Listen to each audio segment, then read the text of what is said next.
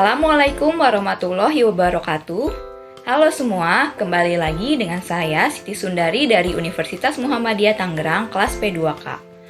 Pada video kali ini, saya tidak akan menjelaskan tentang teori akuntansi lagi, tetapi akan memberikan pendapat mengenai grand teori yang sudah pernah dibahas pada video sebelum-sebelumnya. Dari ke-11 grand teori yang sudah pernah saya jelaskan, yaitu Stewardship Theory, Positive Accounting Theory, Legitimacy Theory, Stakeholder Theory, Agency Theory, Trade-off Theory, Pecking Order Theory, Teori Efisiensi Pasar, Teori Perilaku Konsumen, Teori Informasi Asimetris, dan yang terakhir Teori Ekonomi Mikro. Yang menarik perhatian saya adalah teori ekonomi mikro. Kenapa? Karena ekonomi mikro memiliki cakupan yang luas dan cenderung menganalisis interaksi individu-individu yang terlibat dalam pasar, baik itu konsumen ataupun produsen. Sebagai contoh, pada kajian terhadap kenaikan harga BBM akibat pemotongan nilai subsidi pemerintah, perubahan harga BBM bisa dipastikan selalu mempengaruhi harga komoditas lainnya, karena BBM termasuk dalam kategori komponen vital. Bahkan, dari naiknya harga BBM, sebuah perusahaan dapat melakukan efisiensi karyawannya demi menjaga kestabilan biaya produksi. Mempelajari keputusan satu perusahaan dalam merespon kenaikan harga BBM inilah yang masuk dalam studi ekonomi mikro. Menarik bukan? Kita bisa mempelajari apa saja yang menjadi keputusan manajemen ketika dihadapkan pada peristiwa tersebut. Yang pastinya, mereka akan menilai dari berbagai aspek analisis yang pernah saya jabarkan di video sebelumnya. Selain itu, ekonomi mikro juga memiliki beberapa peran dalam bisnis atau perusahaan. Di antaranya, yang pertama, merumuskan kebijakan.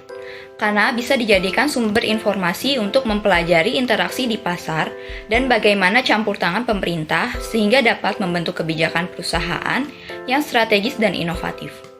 Yang kedua, menyusun prediksi. Ekonomi mikro bisa membantu memprediksi kemungkinan yang akan terjadi di pasar, misalnya dalam hal tren produk. Yang ketiga, memahami perilaku konsumen.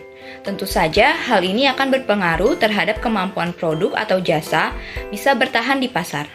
Dan yang keempat, mengetahui perputaran barang. Jika ingin bertahan di pasar, maka perusahaan harus mengawasi produk yang dijual tetap berada di jalurnya. Tujuannya untuk menghindari kecurangan dari para pesaing. Dan yang terakhir, meningkatkan produktivitas perusahaan. Produktivitas perusahaan dapat tercapai dengan dorongan berbagai aspek, seperti sumber daya manusia yang berkualitas, produk yang terjamin kualitasnya, dan yang lainnya. Sehingga dengan meningkatkan produktivitas, bisa meningkatkan keuntungan perusahaan secara maksimal.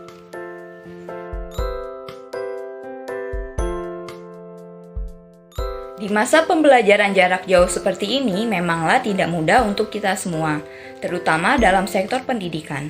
Karena biasanya kita selalu melakukan offline learning dengan dosen, guru, atau pengajar sehingga lebih efektif.